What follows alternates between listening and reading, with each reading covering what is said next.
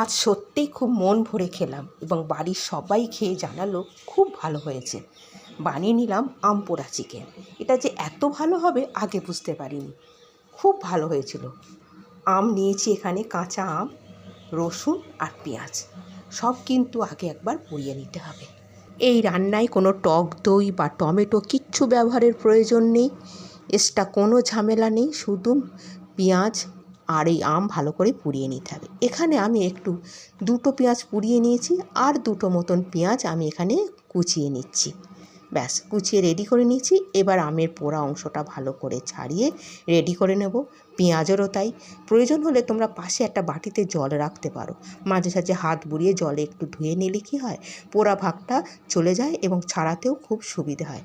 আমি বাটিটা রেখেছিলাম পাশে, তাই দিয়ে হাত ধুয়ে নিয়েছি এবং রসুনটা একটু ধুয়েও নিয়েছি।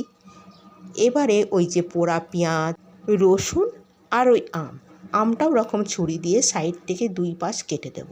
এর থেকে বেশি দেব না, কারণ আমার যে পরিমাণে মাংস আছে তাতে বেশি টক হয়ে যাবে, সেটা একটা আন্দাজ করেই কিন্তু দিতে হবে। আর তাতে দেব দুটো কাঁচা লঙ্কা। ব্যাস, এবার পেস্টটা করে নেব। ওই পেস্টটা দিয়ে দেবো মাংসেতে। এখনই একটা এত সুন্দর স্মেল আসছিল, খুব ভালো লাগছিল গন্ধটা। এতে কোনো লেবুর রসও লাগবে না, কিচ্ছু না।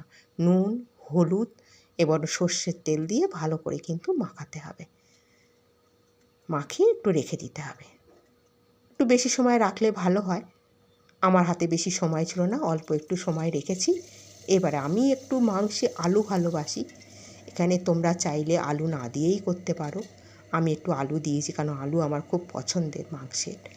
দিয়ে দিলাম জিরে আর ছোটো এলাচ আর ডালচিনি ফোড়ন দিয়ে, তাতে এই যে পেঁয়াজটা আমি কেটে রেখেছিলাম সেই পেঁয়াজটা ভালো করে কিন্তু ভেজে নেব। যখন পেঁয়াজটা ভালো করে ভাজা হয়ে যাবে, এই পর্যায়ে মাংসটা দিয়ে দেব। দিয়ে শুধু কষানোর পালা, কারণ সব কিছুই দেয়া আছে। ব্যাস, এবার একটু চাপা দিয়ে কষাবো। চাপা দিয়ে দেখবে একটু জল ছেড়ে আসবে। তারপরে আস্তে ভালো করে নেড়ে নেড়ে এটাকে জলটা শুকিয়ে একদম কিন্তু ভাজা ভাজা করেই কষাতে হবে।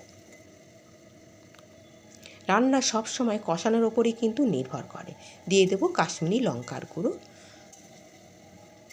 আর দিয়ে দেবো জিরের গুঁড়ো, ধনের গুঁড়ো। সেটা আমার ভিডিও শ্যুট করা হয়নি, ওটাও দিয়ে দেবো। এবারে ভাজা আলুটা দিয়ে দেবো, দিয়ে ভালো করে আমি নাড়িয়ে দেবো। দিয়ে দেবো গরম জল, কারণ আমি তরকারিতে সবসময় গরম জলটা ইউজ করি এবং তোমাদেরকেও বলি গরম জল দিতে।